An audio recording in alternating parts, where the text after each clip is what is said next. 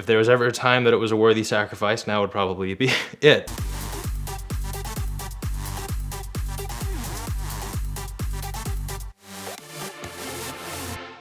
So my very first car was a super clean, lucky find of a stock Subaru that had no rust and was California and a Florida car. And I always wanted to baby it. And now that I live up north in the New York area, lots of salt on the roads, lots of just New York driving on the roads. And I wanted to get something that was very robust and very depreciated so that it then could not further depreciate. The car that was settled on was a 1999 LS 400 in silver, bought sight unseen from Greensboro, North Carolina, and it has one modification on it, which is an exhaust cutout. The car was just sort of fun to have because it was a different lifestyle as a car person, to have something that you didn't have to worry about getting scratched. You could take through an automatic car wash. You didn't have to worry about like driving it as softly as possible while you weren't driving it hard, and then keeping up with maintenance every single mile and just being obsessive about it. You could just sort of use it as a car, and it was a tool. The biggest test of it that ever happened was about 2.5 years after I bought it. So I had some friends in Florida that ran a parkour team, and they had finally started to get to being full-time, getting sponsorships and doing it professionally. And so they liked my filming style, so we were in New Jersey trying to film a sort of amateur project for about a week. But then right after that, they had actually made their first real big break with a NERF commercial for Hasbro, and they were debuting a bunch of like blasters, because you can't call them toy guns apparently. It wasn't decided that both of them were cast until the very end of the trip, which made booking the flight super volatile. But it ended up being both the guys that were with me getting the parts, and they were both being paid about $5,000 each, which was a huge deal for them, and then started sort of what they've done since. And so we wanted to make sure that we got them to the airport on time. So we left my apartment in New Jersey when the time came, and I dropped them off at the airport. We said our goodbyes and thought everything was fine. So I drove back to my apartment, was about to start my day, and I'm in the bathroom and I get a text from Tony saying, "We missed check-in by 5 minutes." I was like, well, that's not good. I don't know if I'm involved in this now. And they started looking for other flights that were same day, because they had to make it before I think 2 p.m. or something for the fitting. And they looked for flights at Newark, and I don't think there were any one-way flights that made it in time. So then they were looking at JFK and LaGuardia.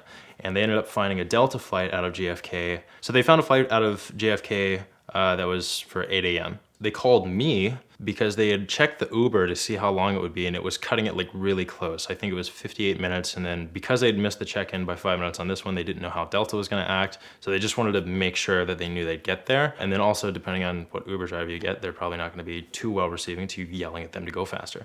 So they called me because they'd known that I'd done some like creative driving in the past, and like people that don't like really drive cars a lot don't always understand that driving in circles and sliding and doing donuts doesn't really equate to magically erasing traffic.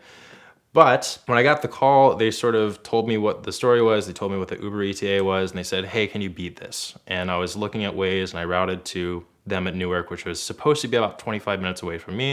And then I routed Newark to JFK, and then like used the ETA estimator for time to put it forward, and it looked like it was gonna be 55, 58-ish minutes, something around the same as the Uber, except they had to wait on the Uber to get there too. Whenever you practice sliding or J-turns or donuts or whatever the case may be, or like when you're building your car to be a little faster, there's always some sort of intrinsic, like, I'm gonna use this one day for a practical reason. Because that's like every movie we've ever seen with Jason Statham or Keanu Reeves or Vin Diesel. You want that calling to finally come. And when it does, and you realize like, wait a second, let's evaluate this in the real world terms, like traffic doesn't float away when you have a faster car. It was kind of an interesting thing, because like for my ego's sake, I obviously want to like get it done for them and like solidify this lore that I had evidently built up in their eyes. But then in another right, I was like, I didn't want to be the reason why they didn't make the flight, because I thought that I could beat traffic. So I just said yes. I was like, this commercial is worth $10,000 for them. This car is on a good day worth $2,800. If there was ever a time that it was a worthy sacrifice, now would probably be it. So I got my keys, got in the car, and the first sign that like this might work was I got to Newark in 15 minutes. That's a pretty sizable margin, but I also know that like the traffic in New Jersey sort of moving down is very different from the inflow to Manhattan. What had happened was Spirit had like an online check-in that was down that morning. And I think while I was waiting on them to leave, they were trying to like get the check-in done, and then it just kept going down. So they're like, all right, we gotta go. So we left, but it wasn't apparent that like imminent doom was coming.